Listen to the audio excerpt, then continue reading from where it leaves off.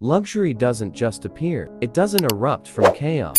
It doesn't grow from noise. It grows from soil, ancient soil, layered with centuries of culture, royalty, craftsmen, wars, empires, trade routes, and obsessions that lasted longer than nations themselves. And that soil, more than any other place on earth, lies beneath Europe. People think luxury is about logos, gold, supercars, and villas on cliffs. But true luxury, the kind that shapes generations, the kind that becomes a language, spoken by the elite, starts long before any of that exists. It begins with history, with identity, with time. And Europe has had more time than anyone else. If you walk through Paris at sunrise, before the tourists spill into the streets, the city feels like it's whispering its secrets. Iron balconies, limestone buildings, pavements polished by centuries of footsteps. You look at a small boutique that hasn't changed its sign since 1889.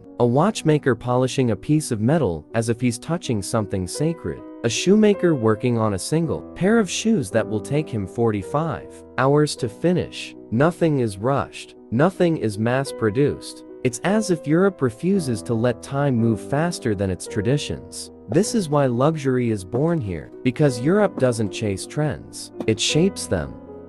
Picture Italy, narrow alleyways echoing with the steady hum of artisans. A man cutting leather in Florence under the same dim lamp his father used, and his grandfather used before him. His hands move with the confidence of someone who knows the world will always crave what he creates, not because it's expensive, but because no machine on earth can replicate the soul he puts into it. Europe's luxury was never about wealth. It was about mastery. And mastery takes time, generations, patience. The kinds of things the modern world has almost forgotten. The middle class asks, how much does it cost? The wealthy ask, who made it? But the ultra-wealthy ask, what story does it carry? And Europe has the stories. The kind that shaped fashion in Paris, the kind that shaped watches in Switzerland, the kind that shaped leather in Italy, wine in France, architecture in Austria, jewelry in the United Kingdom. Every region carved its identity into something permanent, something people would cross oceans to experience. That's why when a brand rises in Europe,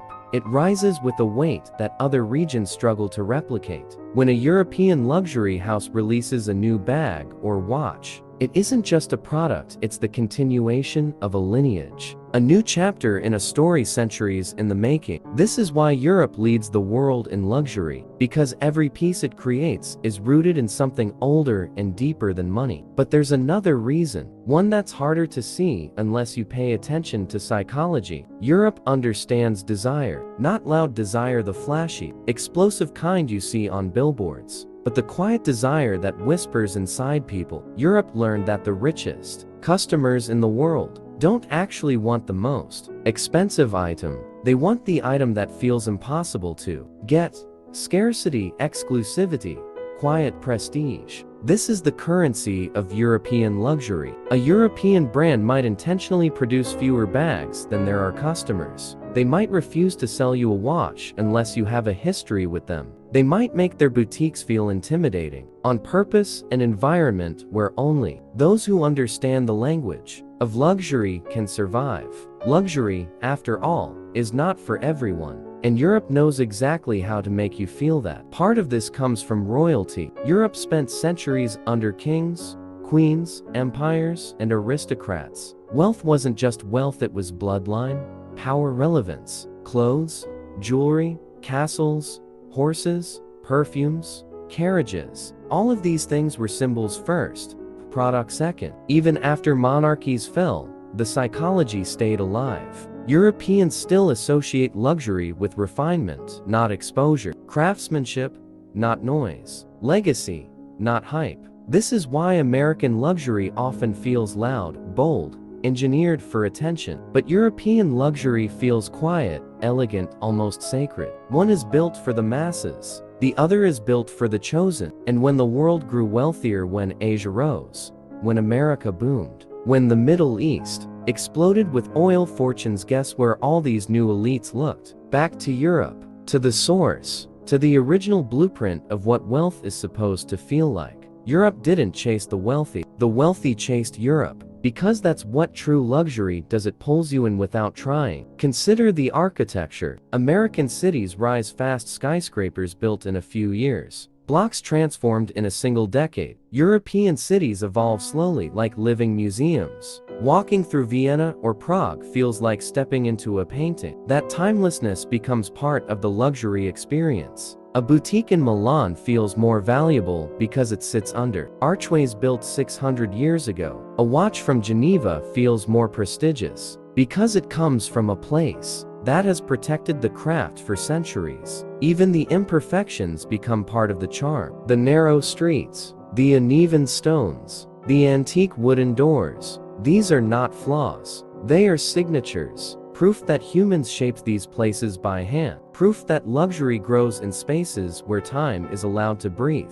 And yet, behind all this tradition, there is a strategic intelligence Europe never brags about. The continent built an ecosystem that protects its luxury industry like a crown jewel. Governments fund craftsmanship schools. Families pass down secrets privately. Laws protect heritage brands. Cities preserve old buildings so that the environment always fits the luxury narrative. Europe doesn't just produce luxury, it nurtures it, protects it, curates it. This is why even when the global economy shakes, European luxury barely moves. People may stop buying everything else, but they still buy European craft. They still travel to Paris. They still order Italian leather. They still chase Swiss watches. Because luxury is emotional, luxury is cultural, luxury is psychological, and Europe has spent centuries mastering those three things. But perhaps the most powerful force behind European luxury is something invisible: restraint. Europe understands that showing everything kills desire. They don't oversaturate markets. They don't release 50 new designs every year. They don't sell to everyone. They understand that luxury must feel unattainable to stay valuable.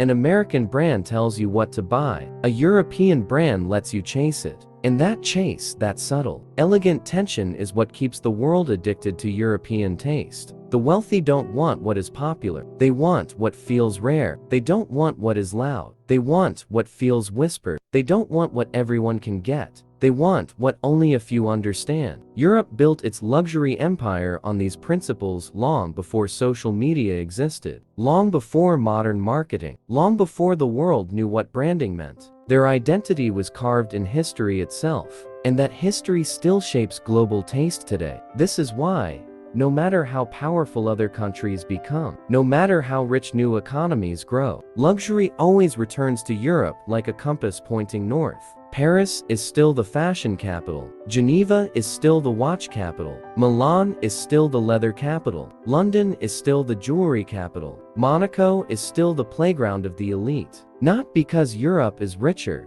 but because Europe is older. Because luxury needs roots, and Europe's roots run deeper than anyone else's. And that is why when people say luxury, the world still imagines a Paris runway, a Swiss atelier, an Italian villa, a French vineyard, a Viennese ballroom. Europe built the blueprint, and the world continues to follow it. If you're watching Velvet, remember this: luxury isn't about price. It's about origin. It's about mastery. It's about the invisible values that make something timeless. And Europe mastered timelessness long before the rest of the world knew it existed. Make sure you subscribe to Velvet for more deep dives into the psychology, history, and power behind the world's most elite lifestyles. The story of luxury is far from over, and we're just getting started.